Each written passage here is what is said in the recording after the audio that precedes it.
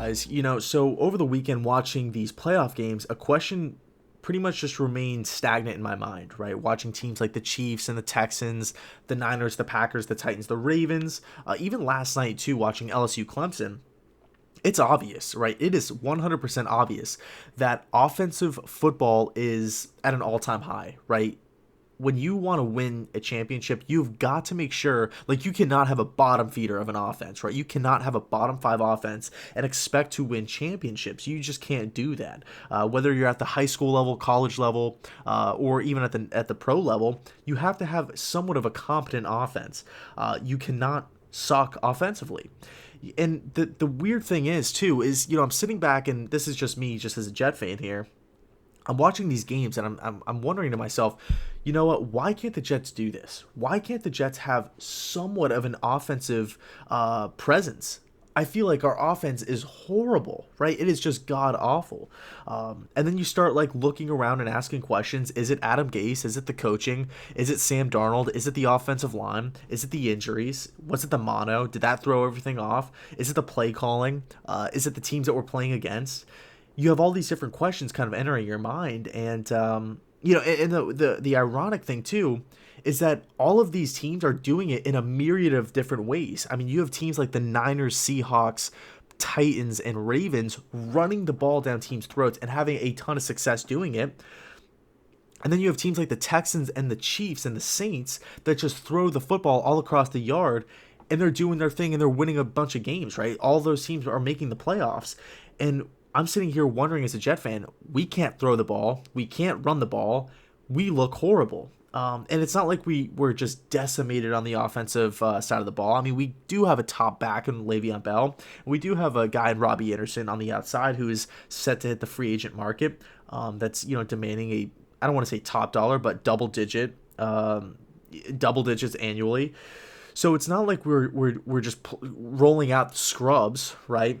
And even you can make an argument like Philly, like they were competitive against the Seattle Seahawks with like guys like off practice squads and backups and stuff. So I'm sitting there wondering like, what is it about this Jets team, that like why can't we get the ball rolling? Why is there no Jets offensive presence at all? It's nowhere to be found.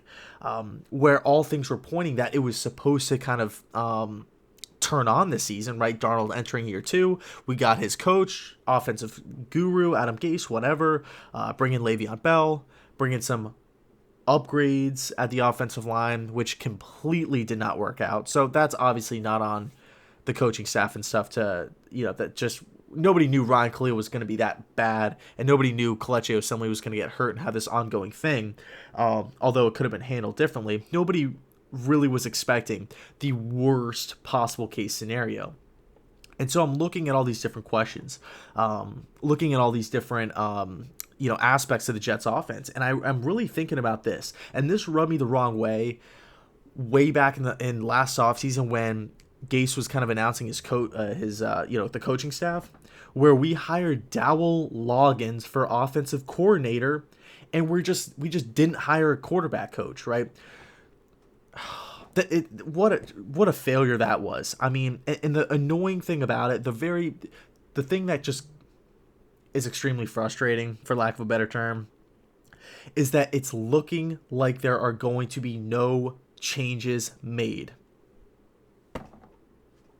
Like, no changes made. And you look across the landscape of some of the guys available that can coach offense. John DeFilippo from the Jacksonville Jaguars, right, at one point was considered one of the next guy in line for a head coaching position. I mean, I thought Gardner Minshew played pretty good this season. He was their offensive coordinator, right? DeFilippo, he worked with Carson Wentz, he worked with Nick Foles, he won a Super Bowl, worked under Doug Peterson, and Frank Reich, went to Minnesota, didn't really have that much success, but you know what? It wasn't bottom 3 like the Jets are. So he's available. We got guys like Todd Monken available now because he's not going to be retained by Cleveland. I mean, this guy's offense in Tampa Bay was prolific. This guy was firing the football down the field, a fearless play caller. I love Todd Monken.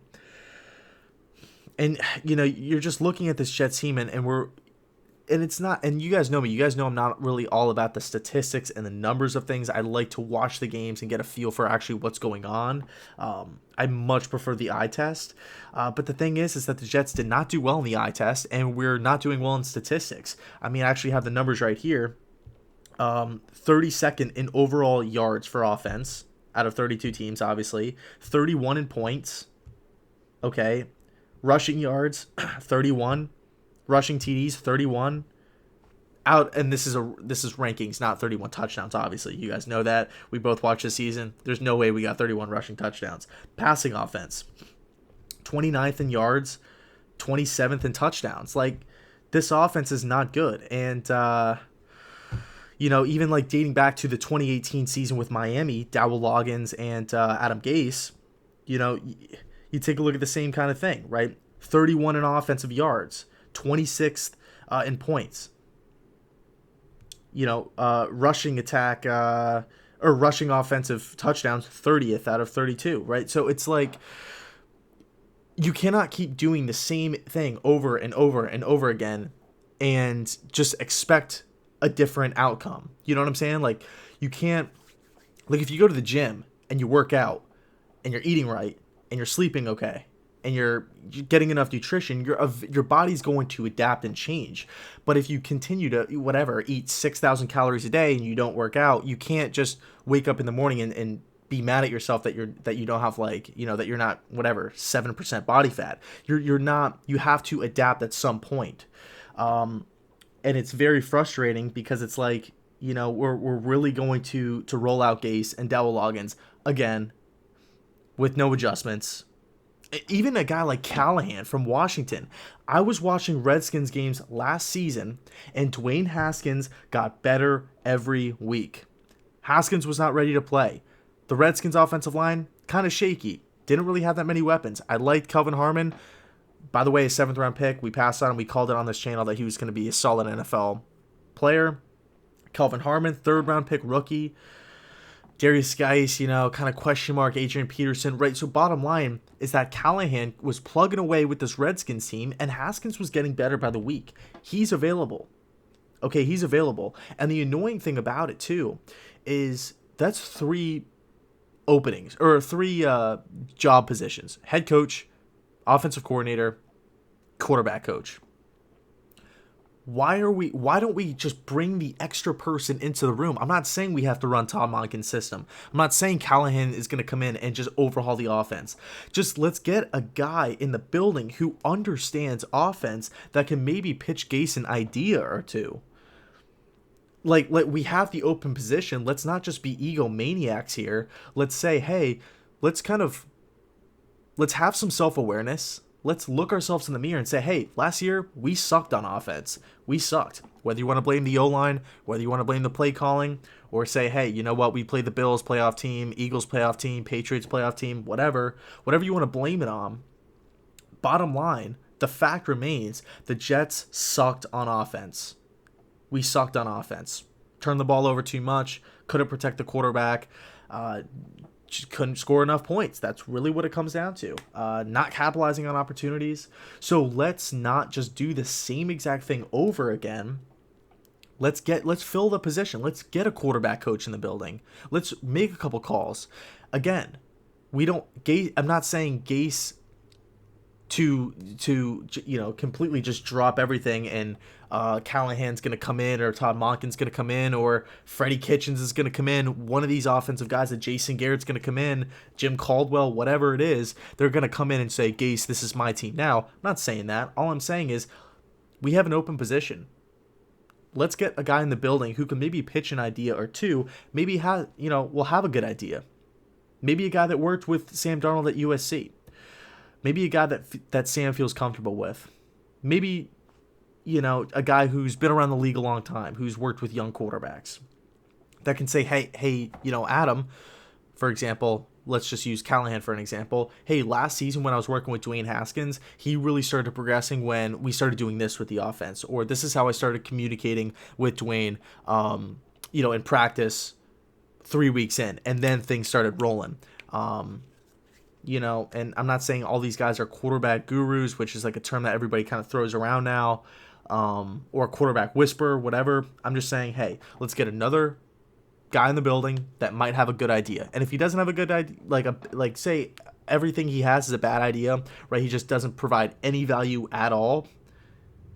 Then it's just going to be Gase's team anyway, and it's going to be Gase's ideas, right? He doesn't have to take them, but he can definitely listen to offers, listen to what a football coach has to say, right? Especially a guy who, like, especially Todd Monken too, who's just been around the league, worked in the collegiate ranks, worked in the pro ranks as well, and had success. Not so much last season with Cleveland Browns, but he wasn't calling plays last year for the Cleveland Browns. Go back to when he was with the Tampa Bay Buccaneers, when Jameis Winston was, just dominating every week, right? Throwing yards upon yards and touchdowns upon touchdowns. He was throwing a lot of picks, but I digress.